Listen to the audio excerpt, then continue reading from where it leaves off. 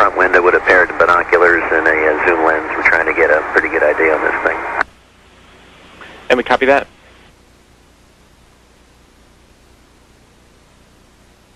Good. Houston, Atlanta. Go ahead. Terry, we're in the process of taking pictures with the 400. We've got several other pictures as well, but the best view we got was through the binoculars, and the best way I can describe it is there's some kind of reflective cloth or with a metallic-looking type of cloth of a structure that's definitely not rigid, or it's not a solid metal structure. It also has some type of grounding strap coming off of it, a copper line, what appears to be a grounding strap. Doesn't look like anything I've ever seen on the outside of the shuttle, that's for sure. Okay, copy. That helps. Thanks. Okay, I don't know if you guys are still tracking it with the camera. We actually can't see it anymore, Brett. Okay, it started over window 8, then quickly moved towards the nose of the orbiter, and we tracked it through windows 1, 2, 3, 4, and now it's out sort of out window 5. It's moving away. The last focal length we had was well over 100 feet, an opening. Okay, copy that.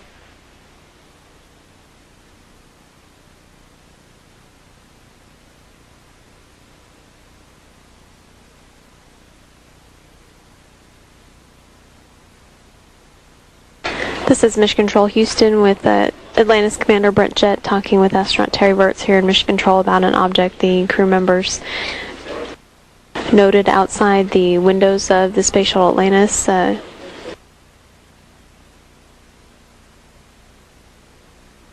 Jett describing it as some kind of reflective or metallic looking cloth, but definitely not a rigid or metal object.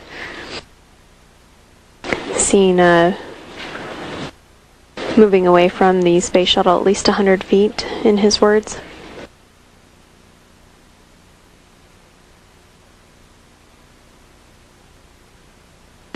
The crew also took digital still photos that will be downlinked to Mission Control.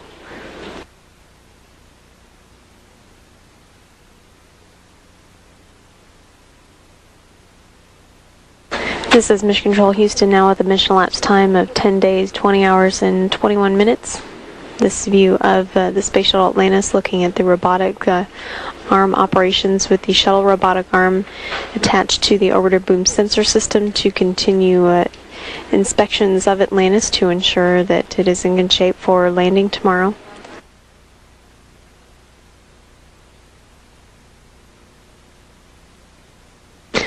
The mission managers, engineers, and flight control team have not determined any areas of interest for this sensor or camera survey of the orbiter, just using the procedure that is in place and the time available to inspect all the critical surfaces of the space shuttle.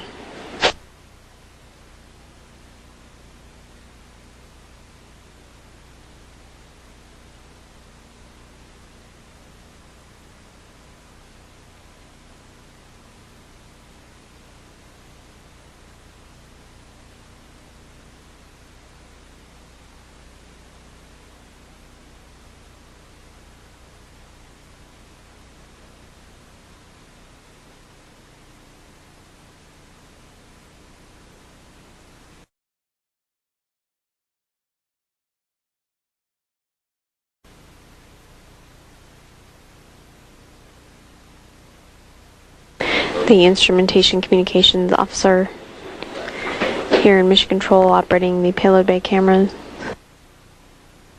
with reflections in the camera lens as it looks past the Space Shuttle Atlantis. Digital downlink. We do see that. Okay. That's looking out in front of the orbiter. Okay, we're seeing 3 or 4 objects. Can you confirm that it's just the one that's actually moving? The other ones are just reflections? No, there are 3 objects. The one you see 2 rings right there. They're the ones we kind of had the late tally-ho on. The one down the bottom, that was the one we initially saw that appeared to be foil. So we've got like 2 rings and then the piece of foil. The piece of foil seems to be further in front with the grounding strap on. It seems to be further in front of the other 2, and the other 2 seem to be about the same equidistant from both us and the forward one. Copy that.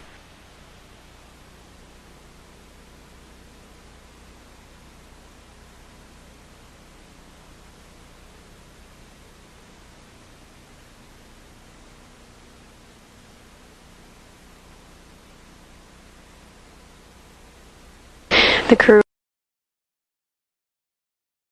actually commanding this payload bay camera to look at the objects observed out the flight deck windows.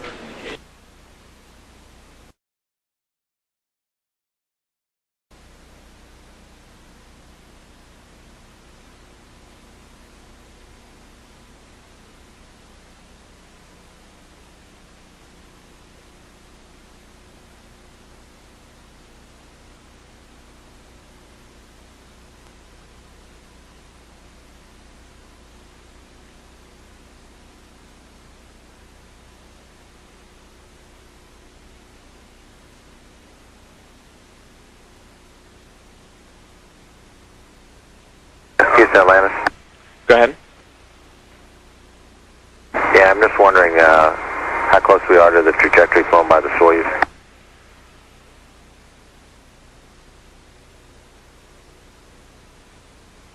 And we're asking.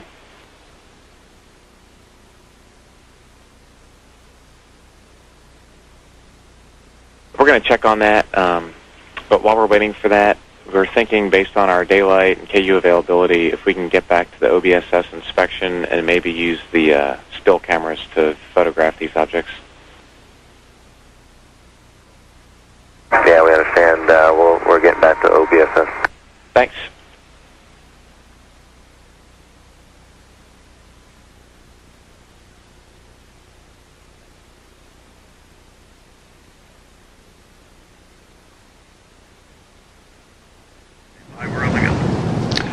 Good morning and welcome to today's STS-115 mission status briefing.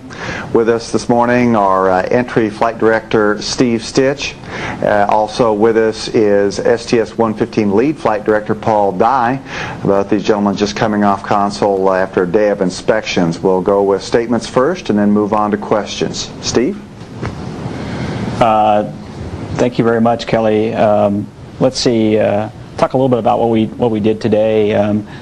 Today, of course, yesterday when we were talking about landing, and as you well know, we saw an object yesterday, and mission management team met yesterday, and we spent the time today inspecting the vehicle. We did 2 different sets of inspections. The first one was using the shuttle's remote manipulator system. We looked at both wing leading edges, we looked at the nose cap, and we looked at the under surface of the shuttle. In those inspections with the starboard with the RMS system, we didn't see any evidence of any kind of damage. About the only remarkable thing we saw was that the gap filler on the starboard ET door and the little piece of shim stock on the port ET door was no longer there. So far the inspections are going